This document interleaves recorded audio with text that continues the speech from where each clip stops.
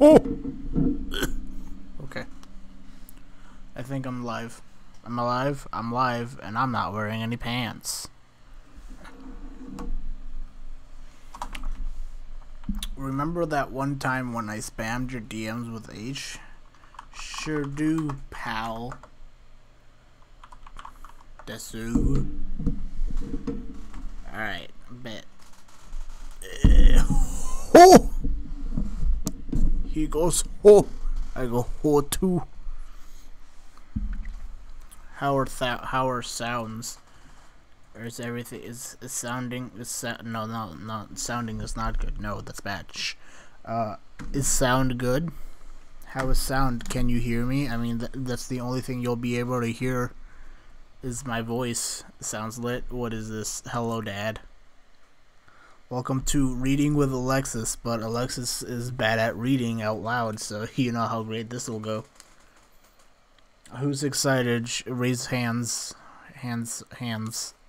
Me. Okay, cool. Me too, I think. Streamlabs. Do I even have... I'm excited. Okay. Possibly. Yeah. Okay, Streamlabs? No. Yes, Streamlabs. See, it's midnight. Midnight with 30 seconds, oh boy. And my brain's dead. And why am I opening on Streamlabs on my iPad? Because I don't know. Freaking, I do what I want. Okay, so who's ready to see that beautiful new image I made as a placeholder for reading memes? Who's ready to see that? Here we go. I forgot where I put it under, but here we go. Look at that. Pretty good, right?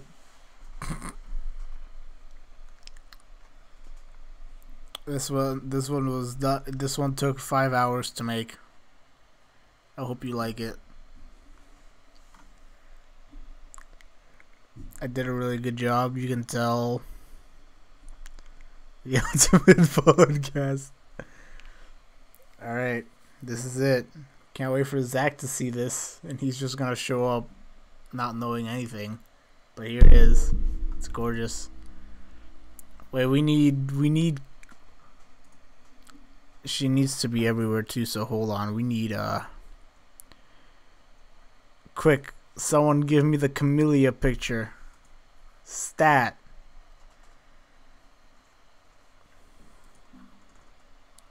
Well crafted. Shoot my DMs with camellia memes right now. Or I'll just put a really low res version. Yeah. Who wants a low res? I know I do. Wait a minute. I'm live on OBS, right? I'm obviously.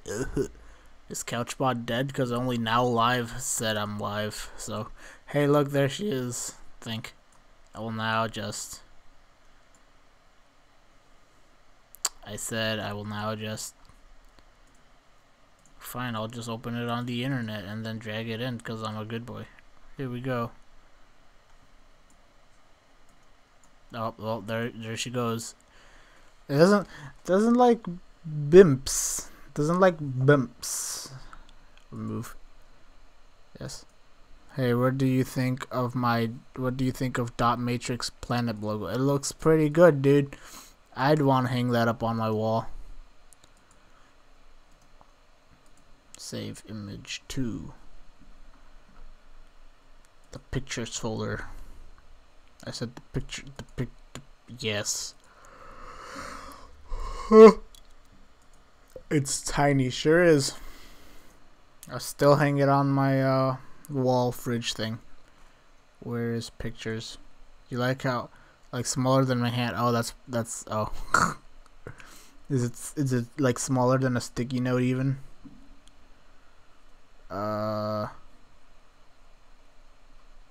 There she is. Let's plop her in there.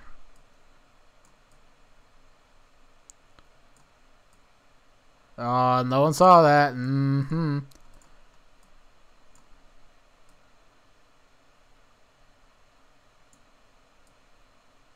There we go.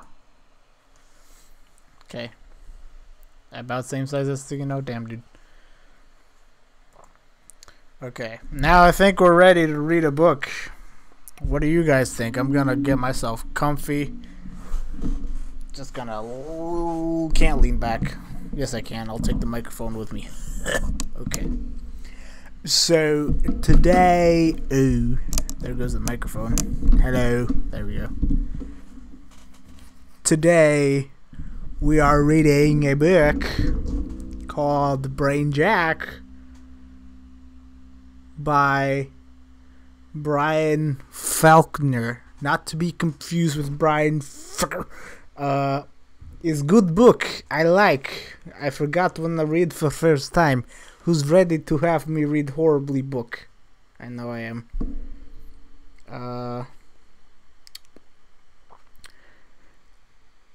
So first thing we see here, you guys gotta take my word for it, okay? This is a work of fiction. Names, characters, places, incidents, and either are the product of the author's imagination or are used fictitiously. 9/11 didn't happen. Any resemblance to actual persons, living or dead, events or locales is entirely coincidental. Take my word for it, buddy. How long have I been streaming? In general, or when did I start? When did I start? I forgot. In general, I also forgot. Welcome to reading the book. The point where we find out that he is actually reading his fan fiction to us. He just started, Mr. Person. Alright, so we got a summary. I'm gonna read the summary in my head before I... Okay, here we go. So summary is, in a near future New York City. Near future. When was this book released? 2009. I think we're in pretty near future if you ask me. In a near future New York City, 17-year-old computer genius Bohij O'Neill manages to hack into the words and set off a change of event that will have a profound effect on humanity throughout the world. And then we have your future 100 years. Is that you? Yeah, it's actually Split Pixel's real name is Sam Wilson. You can now dox him. We got the EISBN. Who wants to hear the EIS? Let's see. It's 9780375893230. There are your lottery numbers. And on the page that usually says for people, it says for my mum. How nice. A book about brainjacking dedicated to your mother. Contents, pretty good. Table of contents. Alright, we made it to the prologue. Can I get an achievement sound? Thanks. Okay, so prologue. What should we give this okay, just normal. Right now, as you read this prologue, I am sifting through the contents of your computer. Yes, your computer. You, the one holding the book. Off to a great start. Pace boosted Xbox achievement sound. Thanks. I am reading your emails, looking at your digital photos and images you have downloaded off the net, opening your most private documents and having a good read or a laugh depending on the content. Should I play those numbers? Are those yeah, you should. You'll probably win state lottery. To be honest, most of it is utterly boring. He's clearly not looking into my hard drive, which has all my dank memes. My external hard drive, actually. Don't tell the FBI. Except for a few files. You know the ones I mean. Oh, he found them. I know you don't believe me. I prefer it that way. But think about this. When you bought this book, I pirated it. I mean, where am I? I already lost my... When you bought this book, you used a credit card or a debit card. That created a record in the massive computer systems that the banks use. The system they claim are impregnable. Whoa, that's a word. What about you, Sayer, you cute guys? Mark, are you okay? What's happening with you? English proper good, please. Where was I? I bought the book. That created a record. Ooh, pregnant. Okay. But they are on the net, and nothing is impregnable on the net. Rule 34. So I monitored these systems for transactions with the ISBN of this book. That's the International Standard Book Number. Only I would know that because I'm a loser. You find it on the publisher's copyright. Here, have a look now.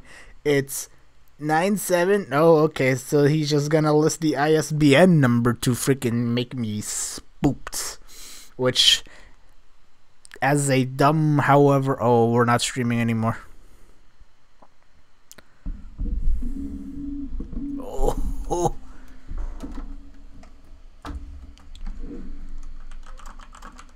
Are we dead?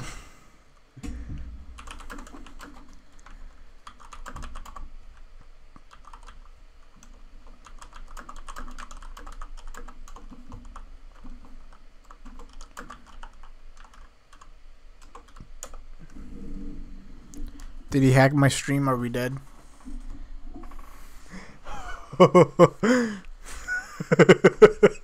Did he hack my stream? Are we dead? Are we back? I just looked up and I just saw a red square. And it just said 0 kilobytes. Okay. I'm sorry I made fun of you that one time, Mr. Sam Wilson. He's watching us. Okay, what's the last thing you guys remember hearing? Chat? Chat?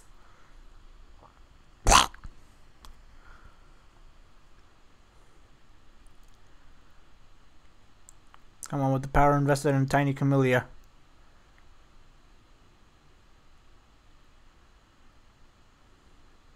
Hey, what's ISBN number so I can print it out with the printer? Alright, you ready for these lottery numbers? Here you go. It's 9780375893230. Tread carefully for what you say next. He knows he's watching. When your transaction... Okay, so what's the last thing you guys remember hearing when I made fun of the ISBN page? We assume that's that's the last thing you heard. Otherwise, I'll just wait for chat. It got caught up. H.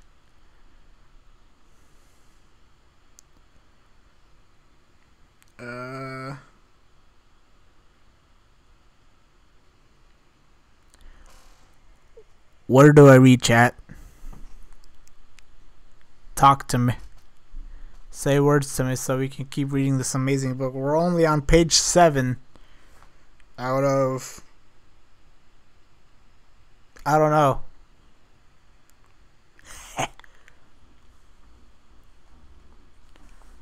Come on, Chato.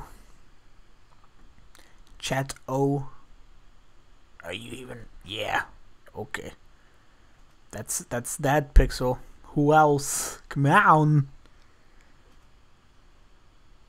That is not helpful at all. Waiting for chat isn't a good idea. Delay is pretty bad. Okay, how about everyone refresh then? Or maybe switch to YouTube. How bad is the delay? I should check my phone on Twitch.tv/moom. Where are we? Am I even? How bad is the delay? I should check my phone on twitch.tv/. Oh wait, it's not gonna be bad for me because I'm right freaking here. Oh. Maybe everyone should just switch to YouTube. We got a steady flow of 2,600 megabytes. I'm here. Hey, Jared. What's the last thing you remember hearing, Jared? Also, get Zach in here. What's he doing? Just talk. I'll be listening always. Thanks. You're Sam Wilson. Confirmed. Alright. We're going back. I'm going to keep reading. This is just a prologue anyway, so nothing important happened just yet. I mean, technically, he just sliced us out by killing our internet, but that no worries. Chat dead? Okay, then. Rad.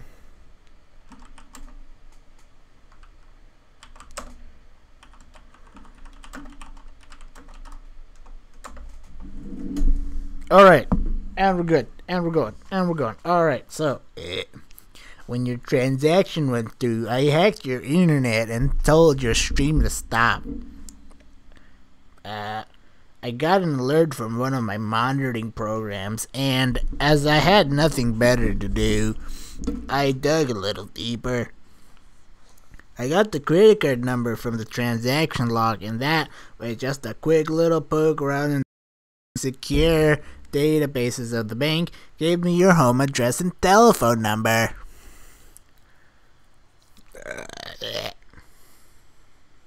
I cross-matched that with the internet service providers in your area to find your broadband connection. Broadband. Wow. Then I checked to see if you have a static IP. That's the electronic address of your home computer. See, I'm even teaching you these things. How considerate of me. You don't. So I raided your ISP DHCP server to get your current IF. It didn't take me long. Is that a typo? Or did he mean IP? Whatever. It didn't take me long to find out where your computer lives on the internet. Your router's firewall is a joke, and not even a very funny one. He's getting nasally. It's making me nasally, oh god. The built-in firewall on your PC was another story, though. They held me up for a couple of heartbeats. Ooh. I had to use peer-to-peer file sharing client to slip a Trojan past your security and gain remote administrator access, shape-shifting as little as I did it so not to attract any attention from your antivirus software. There were no... Okay, there was one comma. Oops. No matter. It took me less than 10 minutes from seeing the transaction to obtaining complete access to your hard drive. So now, whilst you're reading this, I'm looking through your computer and having a great old time. You could race over and turn your computer off, but you're already too late. I could delete a few files, but I probably won't. I could change your passwords and lock you out of your own system, but I can't be bothered. And I won't crash your system or delete the contents of your hard drive or anything like that. I'm not malicious or evil, or even particularly bad. I'll just quietly leave and erase any trace that I was ever there. But I know you now. I know who you are. I know where you live. I know what you've got. Henty. And if the time comes that I need something from you, something that you might or might not want to give up or let you down, I'll be back. The time is coming. Resident Evil 7. Thanks. The time is coming. Sooner than you think. But in the meantime, don't worry. I'm not worrying about you. What a nice prologue. Right now, I got much bigger problems to think about, such as my ability to speak. Alright, we cleared the prologue. Achievement unlocked. Beginnings. Chapter 1. But you said you would, Zach. H. There we go. Now we yelled at Zach. Now we can continue. Chapter 1. Dirty Tricks. Wait. Yeah. I forgot the format of this book. On Friday, on his way to school, Split Pixel, Sam Wilson, brought the United States of America to its knees. He didn't mean to. It just kind of happened. I should probably not add commentary. I should just read the book normally. Yeah, good idea. He didn't mean to. He was actually just trying to score a new computer and some other cool stuff. And in any case, the words "to its knees" were the New York Times, not his, and were way over the top in Sam's view. Not as bad, though, as the Washington Post. Their headline writers must have been on a coffee bench because they screamed "National Disaster" in size 40 type when their presses finally came back online. Anyway, it was only for a few days, and it really wasn't a disaster at all. At least not compared to what was still to come. Oh, foreshadowing. I can't read. A jutting... Hey Siri, can you read this out loud for me? Oh, no, stop. There's nothing to read. Okay, don't read it. Fine, be that way. A juddering roar reverberated off the high-rise buildings, and Sam glanced up as the dark shadows of a police Blackhawk slid across the sky. Across the street, my bad. Ooh, that'd be concerning. You just now realize this issue. If you can't read, why do the stream? Because... Anyways.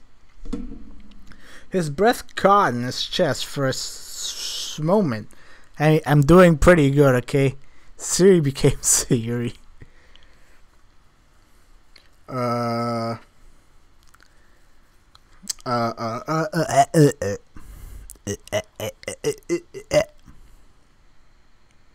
Something about his breath in his chest. Okay, for a moment, as if all the oxygen in the street had suddenly disappeared. But the chopper didn't slow.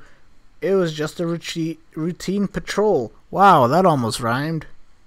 It weaved smoothly between the monoliths of uptown Manhattan. What are these words? How did I read this when I was in middle school? And I can't read it now. Wow.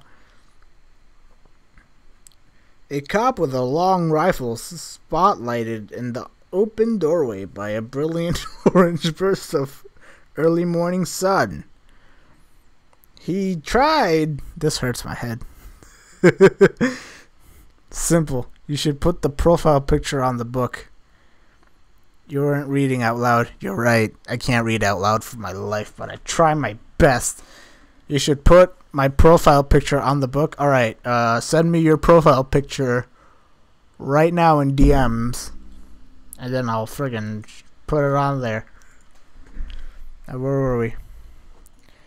A brilliant orange burst from the orange box.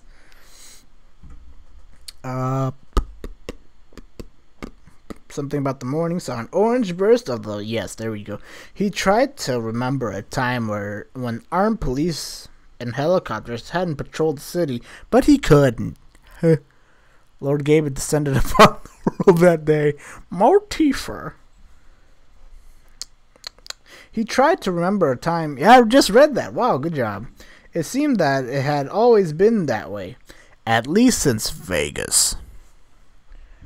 Oh, what happened in Vegas? Split Pixel. Oh, let's add the cat now. Here we go. Let's add Split, Sam Wilson, Philip Stan, the Pix dad. That's his name. Okay, we're adding it in. Adding it in. Here we go. Yeah, oh, good. Thank you. That's a big one. That's big. Okay. Please just this is okay. Eventually we'll get there. Yeah, almost there.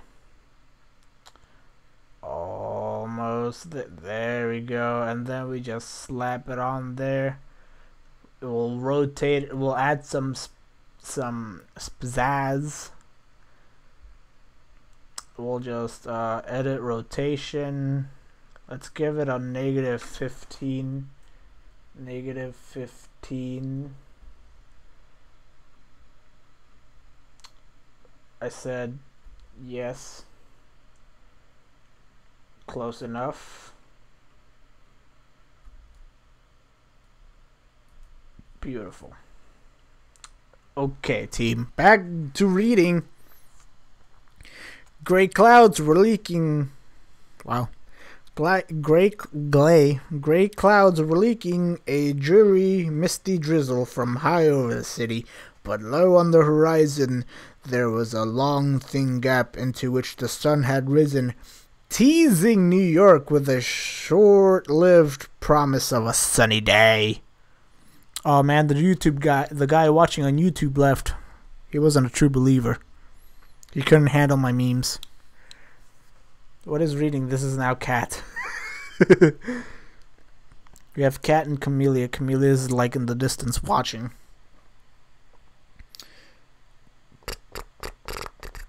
Sam cut down 44th Street and turned right at 7th Avenue to avoid Beggar's Row along Broadway. He took 42nd to Times Square. I don't like how New York streets are named, okay? They hurt my head. To Times Square, where the tall video screens flickered intermediately or were silent and dark. The M&M's screen still worked, although there were several blank spots that were said to be bullet holes. Fun. 40. Okay. It goes from using numbers to actually spelling out the numbers now. 42nd Street station was crowded, jostling, bustling. Shortness of breath, crowded at this time of the morning, but he was used to that, and the subway was still the fastest and safest way to get around Manhattan. Confirmed. Streets hurt my head in general. That's very true. If I drive, I have to use GPS. He got out at Franklin Street Station and took Varick Street down to West Broadway. I hope someone's writing all this down so that we can draw a pretty map of what he's doing. He quickened his step as he passed Gamer Alley. His nose wrinkled involuntarily at some of the odors that hung around the entrance. Bike impacts hurt as well, thanks.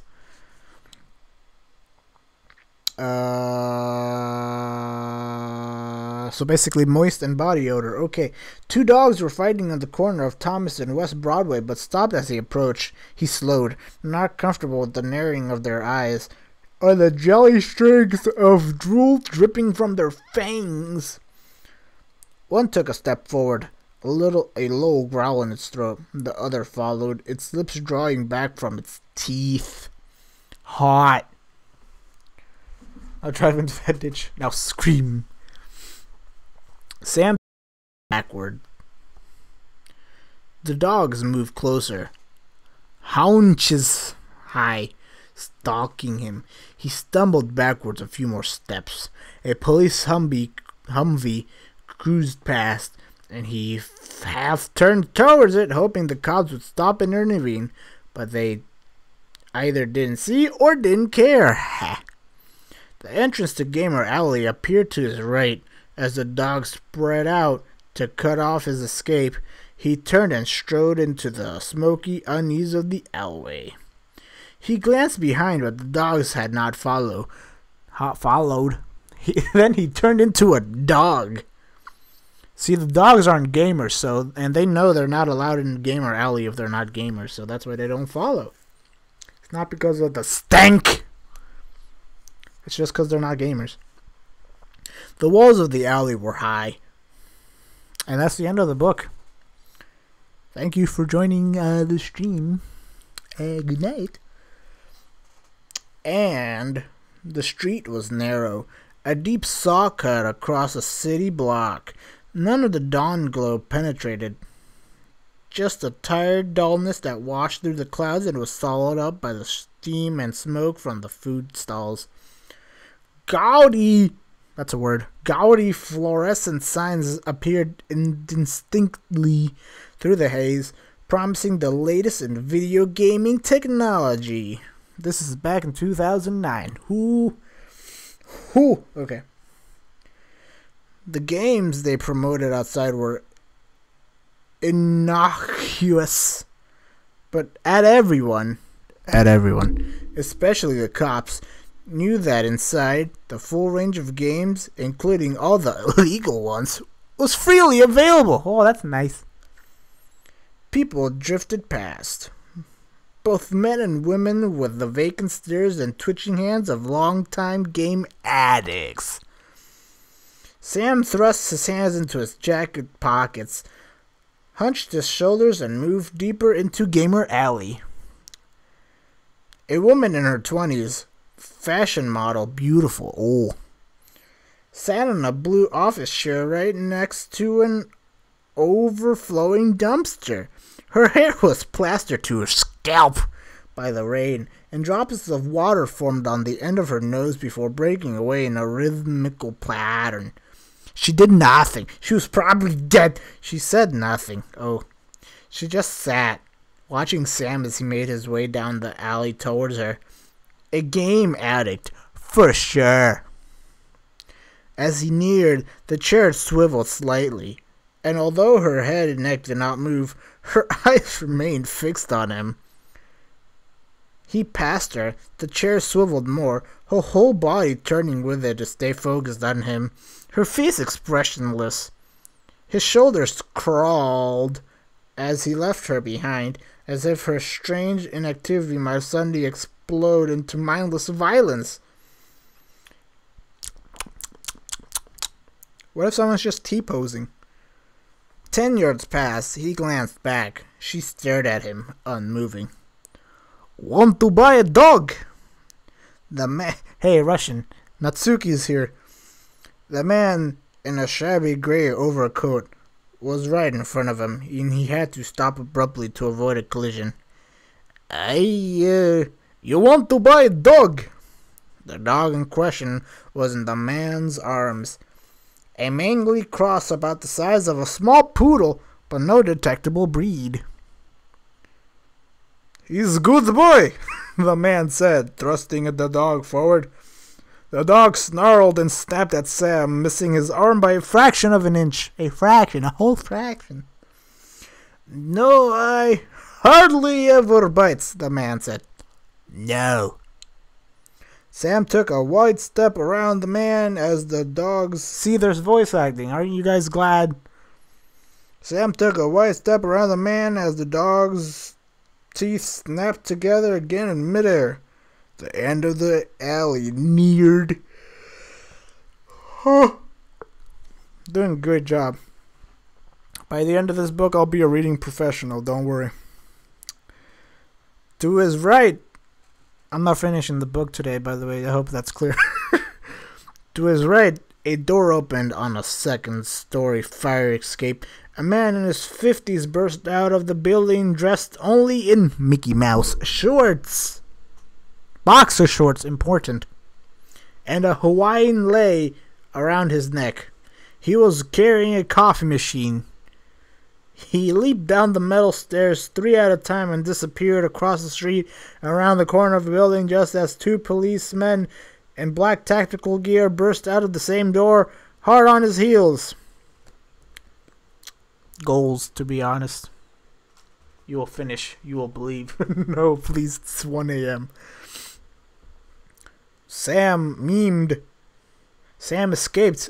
Split Pixel escaped onto Church Street with a slight sigh of relief and a relaxing of his nostrils. His cell rang. right on cue as he turned into Thomas Street and he tapped his Bluetooth earpiece into his ear. Oh, I can feel the age. I'm old. Hi, Mom, he said. What kept you? Fargas. Oh, wait. Oh. Fargas. That's not Mom. Oops. Fargas. What a name. Asked on the other end of the line, his mouth full of something. Sam looked up at the building opposite. He caught a glimpse of Fargas. Can't get used to that name. Behind a window on the second floor, the two black circles of pair. Okay, we're back. Who knew? Sorry, here's the mother. Who knew? No, bad. Behind a window, second floor, the two black circles of a pair of powerful binoculars jutting out from his long mop of unruly hair. Sam made a discreet waving motion with his left hand. He flipped them off. There was a flash of white from the window that he took as a sign Fargas had waved back. Cut through Gamer Alley, Sam said. Oh, we're back. I missed the days of person said. Person replied. Person exclaimed. Oh.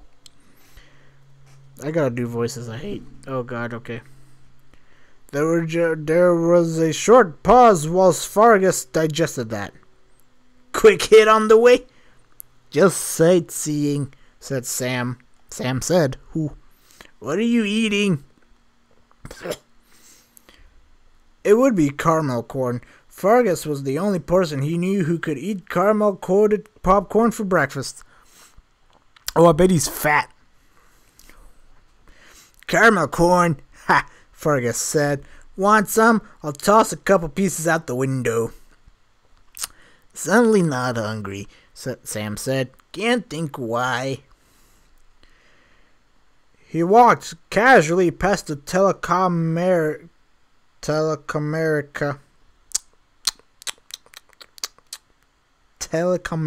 building as if he had no interest in it whatsoever. He didn't even glance at it. You sure this is possible? Fargas sounded a little nervous. I'm sure it's not, Sam said, but no fun otherwise. They got industrial strength firewalls with a DMZ and a second defense ring with ASA and IPS. Impenetrable. Do I keep Sam with that nasally voice that's killing my throat? And how do I make Fargas sound? We got two characters so far. Fargas and Split Pixel. What do? I'll keep reading as you guys decide in chat.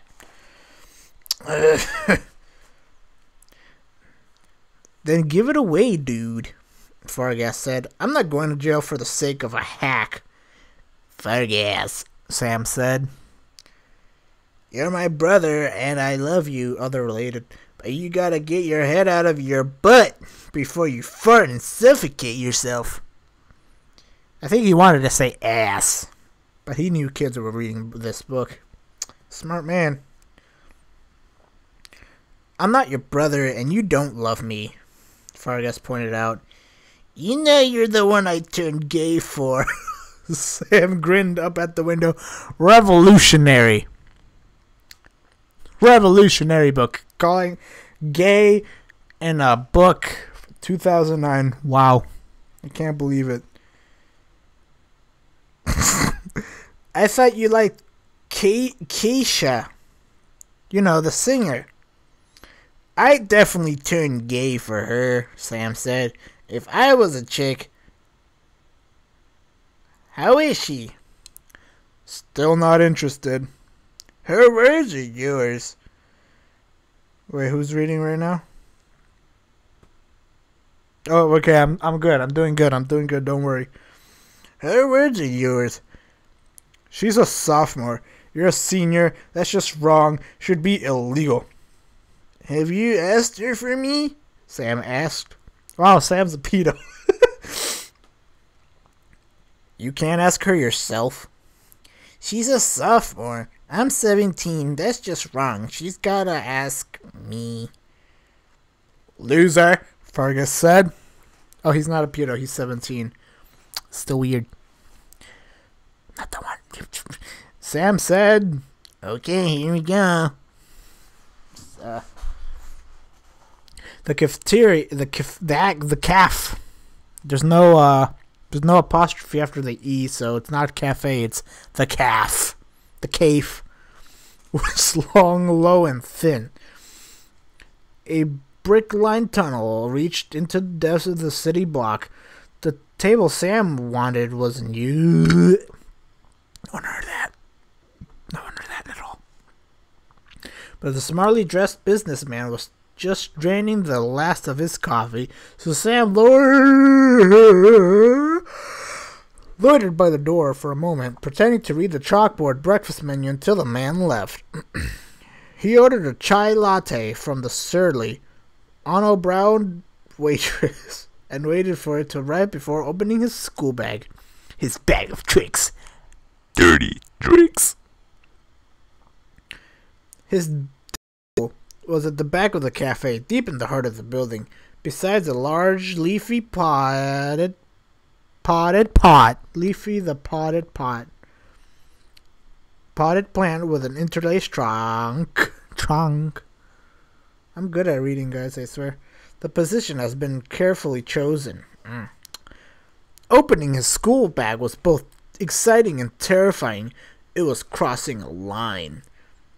It was the start of something, like strapping yourself into a roller coaster. No. More like a special forces soldier going behind enemy lines, or a spy setting out on a dangerous mission that depended on skill, wits, and fast reactions to stay alive. He pulled out his laptop, and from the front pocket of his bag, he took a parabolic aerial, unfolding the wings and embedding at the base of the potted plant. First of all, if you know what that is, which I doubt you don't, just think of one of those, just think of like a satellite dish. Not a satellite dish. Yo, I guess, like, you know how you got those satellite dish things that you use. One of those, but not one of those. But one of those, but it's not one of those. Got it? Good. And he's just casually setting a small one of those things down next to a plant. Woo! He's crazy, I'm telling you. You in place? Fergus asked in his ear. Yes, Mom, Sam said, glancing around the cave. I'll put one on screen real quick just because I'm bored. I'm not bored. I'm having fun reading this book. It's killing my throat, though, already. Parabolic. What? Aerial? Aerial.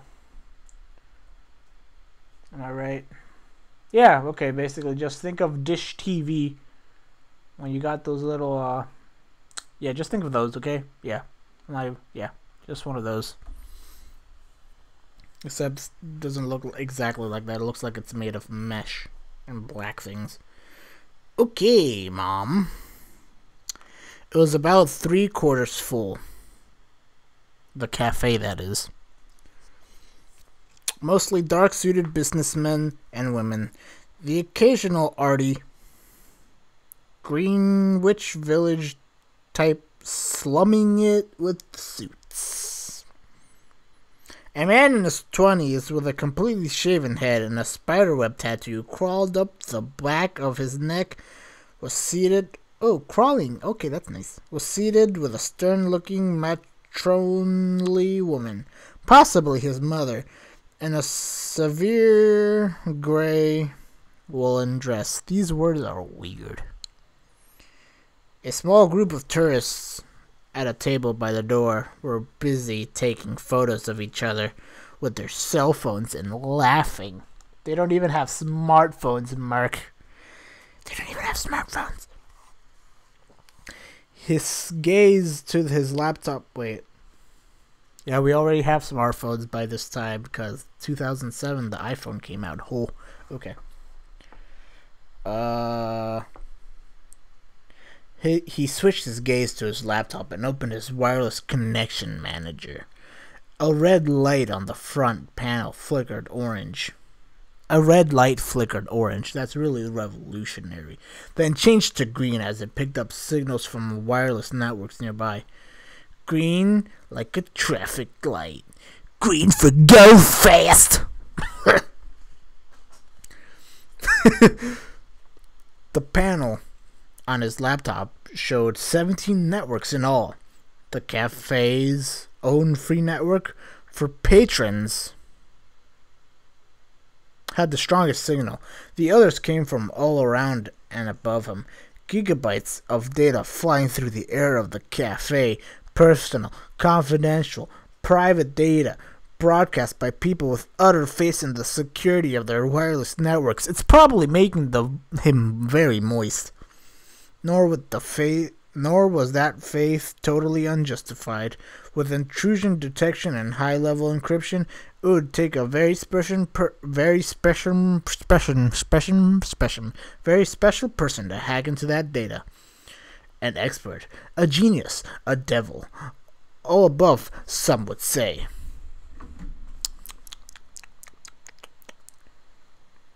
Someone like Sam.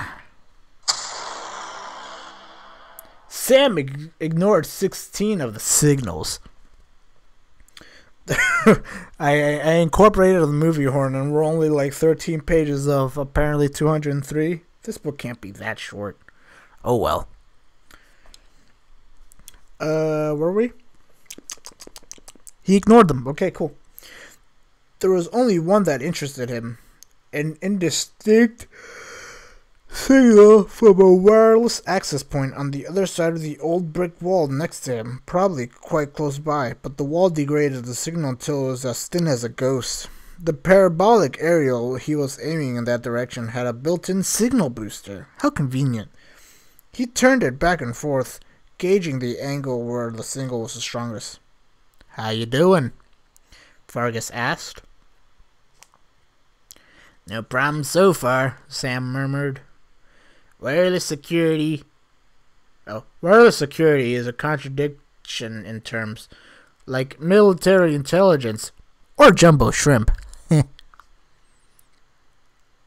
Oh, that was an entire thing said by him, so pretend in your mind I read that in his voice. Cool. "I like jumbo shrimp," Vargas said. Sam transmitted a generic disconnect signal, dropping the other station off the network. Lost and alone, it immediately began bleating, like some kitten mewling for its mother. He intercepted the reconnect signal and broadcast the same signal from his laptop. That hurt. Less than a second later, he was part of the network. "Anything happening?" Sam asked quietly. A few security guards in the foyer. "What are they doing?" "Line dancing," Vargas said. Sam smiled. "Okay, let's do it," he said. With another quick glance around at the other patrons, he reached out cool cyber hands into the network, into the digital world on the other side of the wall. Chapter 2. Telecomerica. See, the prologue said things happened. Now we're actually seeing the things happening. Ain't that cool, guys? All two of you, two of you. Jared and Marek, true MVPs. The New York corporate headquarters of Telecomerica is located on the Avenue of the Americas. But the nerve system is downtown and their offices on Thomas Street. It occupies 42 floors of prime Manhattan real estate. From the roof of the building, a forest of aerials and satellite dishes poked holes in the clouds above the city. Ground floor, security's at its tightest, with armed guards and metal detectors on every entrance. Crash bars protected the front of the building from vehicular attacks, and bomb-proof shutters can be lowered from the ceiling in any second if called for. The building was designed from the outset to be self-sufficient and protected from fallout for up to 2 weeks after a nuclear blast. Okay. Back when it was built during the so-called Cold War with the USSR, CCCP or SSSR, they had probably seemed like a good idea. Since Vegas... Oh, there's the mention of Vegas again, guys. I wonder what happened in Vegas. I wonder if that's important to the plot. It was a federal requirement. The physical security is one thing, but the electronic security is just as advanced. A skilled hacker might make it through the outer defenses, but not without setting off alarms, and the system administrator would shut them down before they had a chance to break through the secondary defenses. None of which mattered to Sam. Next door to the highly secured Thomas Street facility is a small cafe, popular with the Telecom staff. Just a small concrete wall lined with brick on the cafe side and wooden paneling on the Telecom side separates the cafe from the facility. Sam sat at a small table on the cafe side and slowly inched his way into the computer network on the other side of the wall. The rings of firewall security were not a problem for Sam. He had already bypassed them simply by connecting to an access point on the inside. Behind all the layers of expensive security. Oops. The trick now was to analyze the network traffic. The tiny packets of data that flowed continuously like high-pressured water through the pipes of the network. See, one thing I like about this book is the visualization they provide, and I probably won't do them justice, but I'll try my best. Sam's custom-built network analyzer was based on a couple of more advanced Black Ops programs used by other hackers, but with special mods of its own. It didn't look like software at all, more like random collection of code fragments in no particular shape or order. Ghillie, he called it, after the shaggy camouflage ghillie suits worn by special force snipers. Ghillie slithered into a small space in the network, just as a shapeless pile of old code, computer droppings lying in the memory of one of the big network routers. It lay there undetected, skimming the TCP/IP packets as they flew past, studying them, reporting on them. XD. I was about to change skills that don't exist in game yet. Nice job, Mark. Let me change things that don't exist. The first thing Sam noticed was the silence. The TCP/IP traffic to and from the access point was minimal. There were no computers connected to the wireless access point that he had hacked into. That indicated that the room was empty. An unused office, maybe, or a conference room.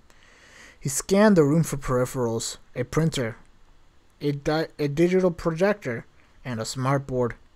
Conference room for sure. That reminds me of the day when Camellia exist. Next page.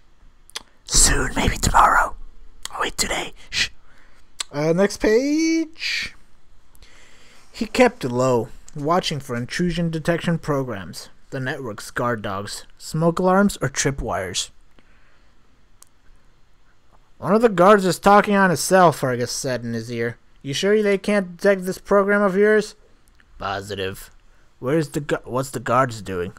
He's smiling, probably ordering Krispy Kremes. Got a big router running hot on the 5th floor, Sam said. Think I'll just go hide in the packet flood and hunt for a network controller. 1 strawberry, 2 cinnamon twists, and a chocolate iced. And don't hold sprinkles, Fergus said. Softly, Sam thought. insinuating himself into the new rotor and making no further movements, just keeping his head down, watching the flow of data, looking for the software that would be looking for him. There was nothing. Nothing. And yet, he couldn't shake off a feeling that somewhere in the depths of the network, an eye, Illuminati, like the eye of Sauron, was turned in his direction. Ever get that feeling you're being watched? He asked. You are being watched, Fargus said from the other side of the street. I'm watching you. Or your feet, at least. You're supposed to be watching the guards, Sam said as he ran a triple check for all known detection programs. Nothing. We can back out of this, Fergus said. Sam ignored him and began to look around, sending tiny cyber filaments out through the network, scanning for servers. There were hundreds of servers scattered throughout the building, some big number crunchers, others smaller, dedicated to a single task. The one he wanted was a network controller, one of the DHCP servers that ran the network. It wasn't hard to find. He simply had to trace the security requests. Anything on the chat? Nope. He simply had to trace the security requests, which had to be routed through the network controller. This was the machine with the key to the entire system. The SAM database. SAM. SAM. Where the network passwords were stored. Unlock that file, and the network was his. Got the SAM file, he said. I'm going to run a rainbow crack, and he froze. Something just passed right over the top. Oh, hold on, my eye just died. Give me 1 sec as I fix my eye.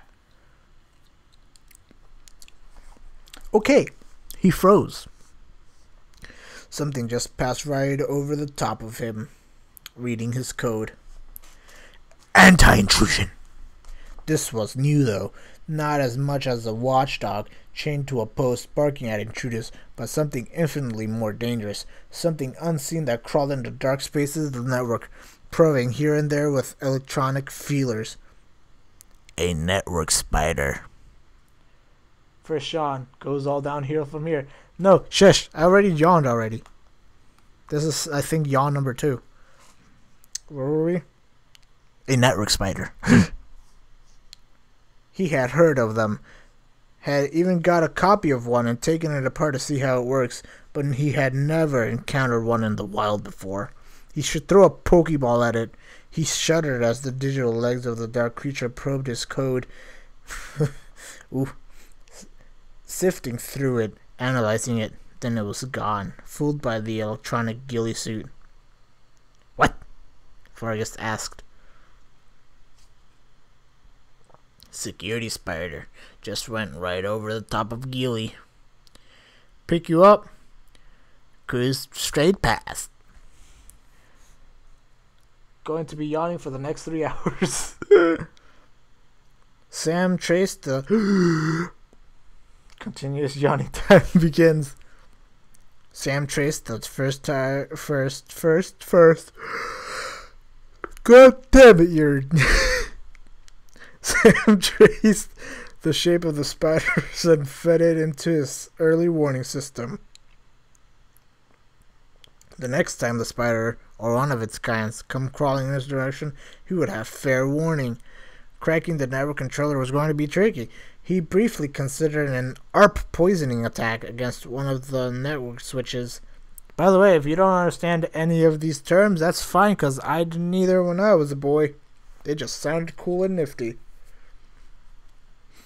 Turning into a hub and making it accessible to anyone, but that would leave evidence of a hack, which would defeat the whole purpose. He decided on a Mac spoofing attack. Every machine on a network has a media access control (MAC) address, a unique ID number programmed into the network card. Sam's next trick was to find a suitable machine and borrow its MAC address, fooling the network controller into accepting him as an authorized part of the network. It didn't take long. A few minutes of watching and waiting, and a new computer came online. A laptop, almost certainly, attaching itself to one of the many wireless access points on the network. Sam smiled as the laptop revealed its MAC address in the probe request and was confirmed a nanosecond later by the probe response from the network controller. Before he'd even had time to authenticate the request, Sam was in, jamming the network card of the laptop for a moment while he reprogrammed his own MAC address, spoofing that of the genuine machine. Ooh, what a boy. The network controller looked him up and down, decided that he was the new laptop, and happily authenticated him. He was in. Oh. Someone would be calling tech support about now, Sam thought, complaining about a laptop that was not connected to the network. But if the help desk here was like most, he would take 20 minutes to answer, and the first suggestion would be to reset the laptop. Plenty of time. 3 dots split up the page. Woohoo. Ethan Ricks, wow, put on his telephone headset and answered the call with a click of his mouse. Business was light this time of the morning, and this was his first call since coming on shift. Most of the problems were simple technical questions that he could clear up quickly. The same problem over and over, in fact. Some people seem to have the same problem each week and never learned from the week before what the solution was. The voice on the other end of the phone was complaining about a laptop that wouldn't connect to the network. As usual, he advised resetting the machine. First pinhead of the morning, he looked up. Erica Fogarty. Oh, it's a girl. Oh boy, girl voices. One of the on-duty administrators was hovering over his desk. John Holden from 4th. Can't connect. System says he's already on. Couldn't be a Mac spoof. Inside the firewall? Not possible. Erica shook her head. Shake her head. I feel dead inside. Oh, why is that, Mark? Are you enjoying my reading skills? Are you having a good time? Am I doing a good job for my otherwise terrible reading skills? I feel myself getting fat in my chair. I'll run a check of current logins just to be sure, Ethan said. The spider came back as Sam was delicately probing the hard drive. Oh, so you guys know he's I love this book, man. The spider came back as Sam was delicately probing the hard drives of the network controller. He paused and the spider passed by, although he couldn't shake off that disquieting feeling. Was it the spider, or was there something else? That burning eye of Sauron. I'm tired as fuck. Good reading, but I'm tired as fuck. Okay, we'll wrap it up soon, boys. 3 pages left in the chapter, so hang in there. Hang in there. There were tripwires on the network controller. Sections of the hard disk that, if accessed, would immediately set the alarm. I didn't yawn. That wasn't a yawn. He maneuvered cautiously around them and probed deeper into the bowels of the big server. The SAM database is the record of all the usernames and passwords on the network, all encrypted into secure hashes with over 80 billion possible combinations. Supposedly unbreakable security. In fact, it took 7.7 seconds using a rainbow crack to retrieve the first password. Within 5 minutes, he had the one he wanted. The sysadmin password, the system administrator. The key to every door on the network. I'll at least try. Thanks, buddy. Plus, I need to help my brother early. Oops. Okay. Hang in there, Mark. We're almost there. We're almost to the next chapter. Suddenly, the entire network lay open before him. Barefaced, unprotected, vulnerable. Calm down there, soldier. No time, though, to stop and congratulate himself. He was already moving, racing through the wide-open corridors of the network. Next stop, the primary transaction database. Millions, billions of database records, a library of information, all laid out in neat rows in front of him with his new godlike sysadmin powers. "I'm in," he said. "You serious?" Vargas asked. "I said you serious, not hey Siri." "Thanks." Oops. Oops. Oops. One sec. "You serious?" asked Vargas. I said. "Stop it." "I am God, and Harold be my name," Sam replied. Harold? "Let's go shopping. What'll you have?" Sam asked. "One strawberry, 2 cinnamon twists, and a chocolate iced." "Let's start with a couple of the latest paper-thin Toshiba notebooks." "Hey, you can jump off a cliff." "No."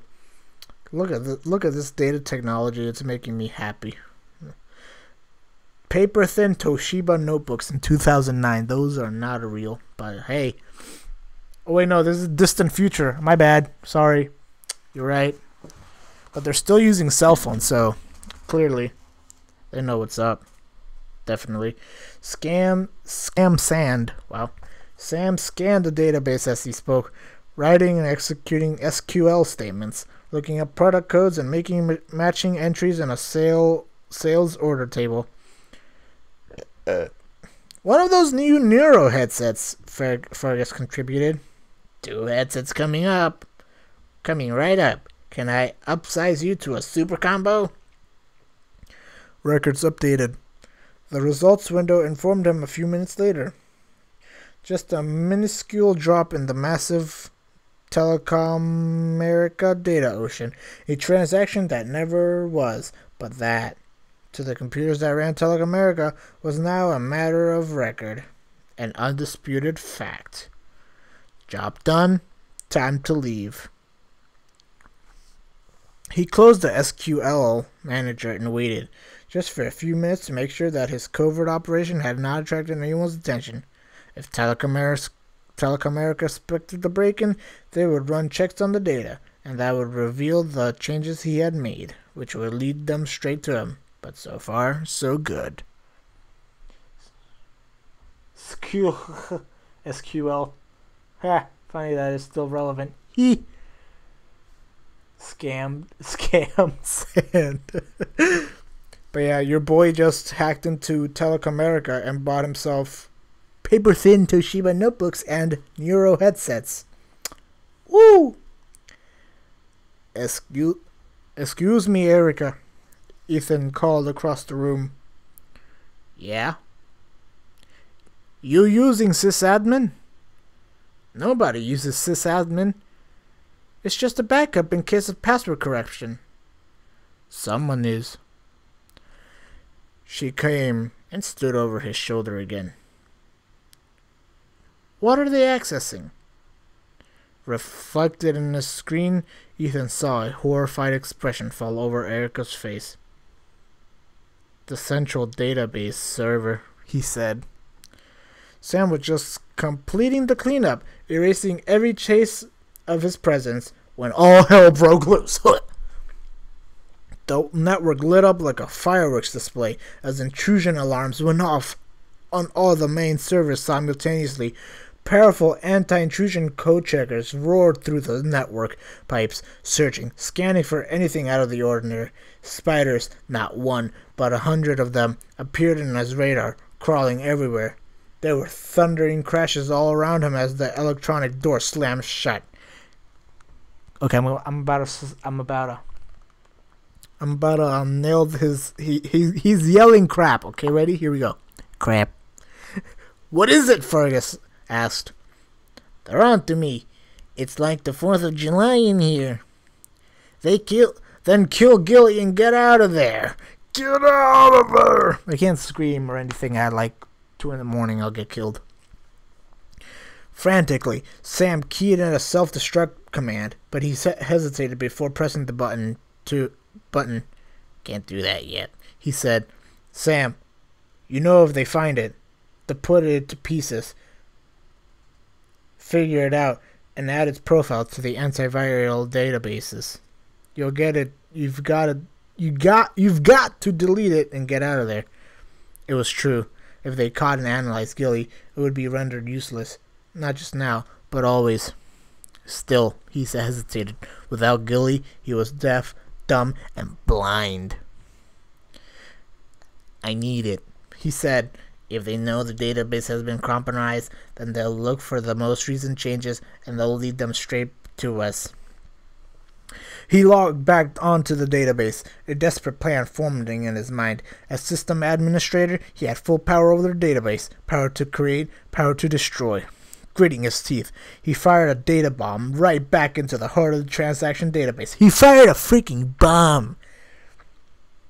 It exploded with a huge whoomp. Yeah, just imagine code exploding, okay? Just code bomb warfare, code warfare, scrambling the database into a billion fragments.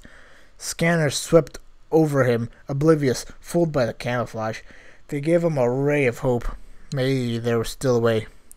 Whatever you're doing, do it fast, Fergus said.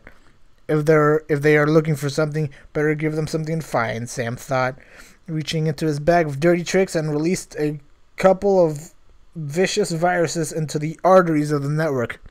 The Russian Black Flu and the Japanese Kamikaze. Self-replicating, shape-shifting viruses. Nasty little critters, highly destructive and difficult to stamp out. The network security should cope with them, but it would occupy them for a few minutes. A diversion. What he needed urgently was the location of the database backup files. They wouldn't be on site, so where would they be? The SQL database management engine gave him the answer. London.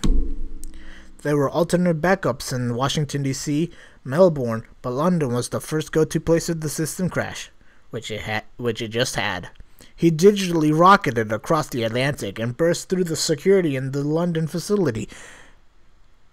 The code forms Lulu. She is the bomb.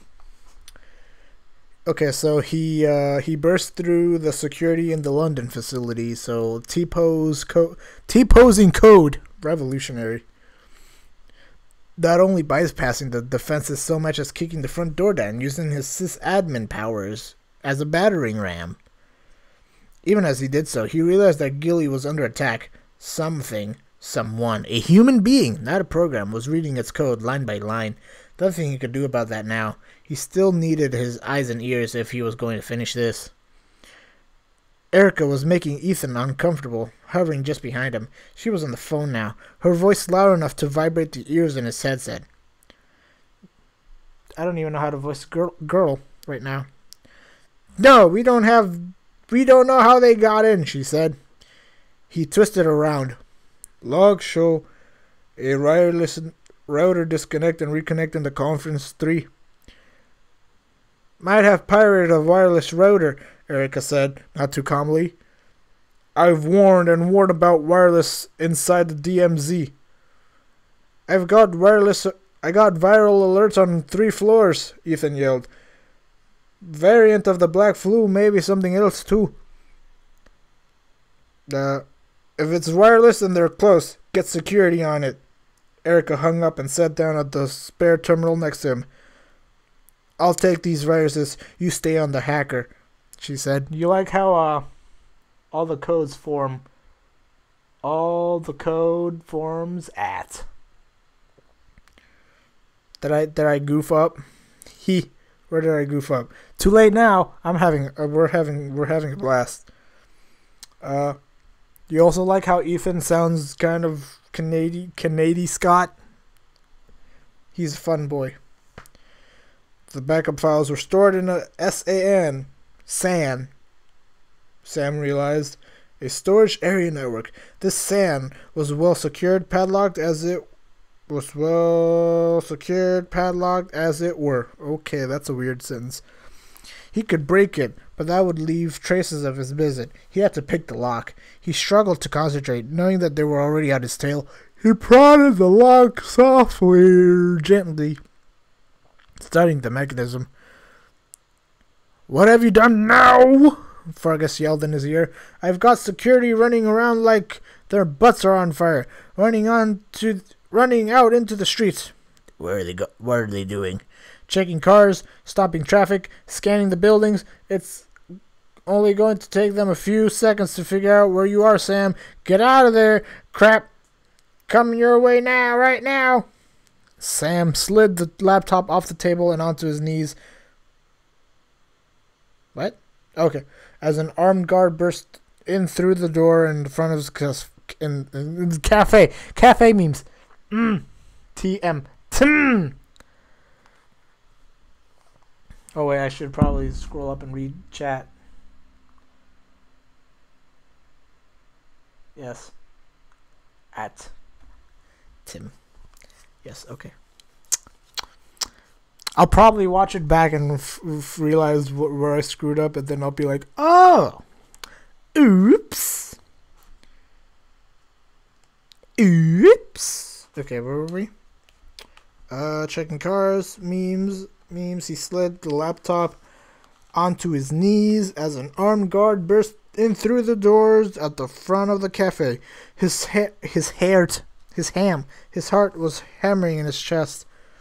But casually, ever so casually, he began to sip his chai latte. It was barely lukewarm. Can you just imagine his whole hands just violently shaking as he drinks the tea? Latte, I mean. I want tea. I have tea right in front of me. That's why I thought of tea. The guard ran his gaze around the cafe and raced back out again, shouting into his radio. Underneath the table, Sam's fingers flew across the keyboard. He was hyperventilating now and tried to force his breath to steady, but it would not. The locking software sprang open, and he rifled through the backup files. They were encrypted and compressed, although no trouble if you had the right tools. He didn't have the right tools. Book over. He carefully edited the most recent backup of the transaction database, closed it, then reset the time and date on the file back to what it had been before he had made the changes. Smart boy.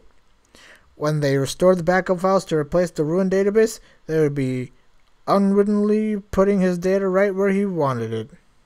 The last thing he did before sending a self-destruct signal was to leave traces of a digital signature that he had stolen from a Turkish hacker. Gilly disappeared as if it had never existed. He grabbed the parabolic antenna, flattened its wings, and threw it into his backpack. He hit the shutdown button on his laptop. "Someone just ran outside with a radio direction finder," Fergus yelled. "Now they're all heading right your way." Sam was already on the move. He was at the rear of the cafe by the washrooms where the guards burst through the front door. He ducked across the hallway into the cafe's small kitchen. Is that allowed? Throwing on a baseball cap and a pair of sunglasses as he did so. You know, the Marvel rules. Did you already make that tea? You bet.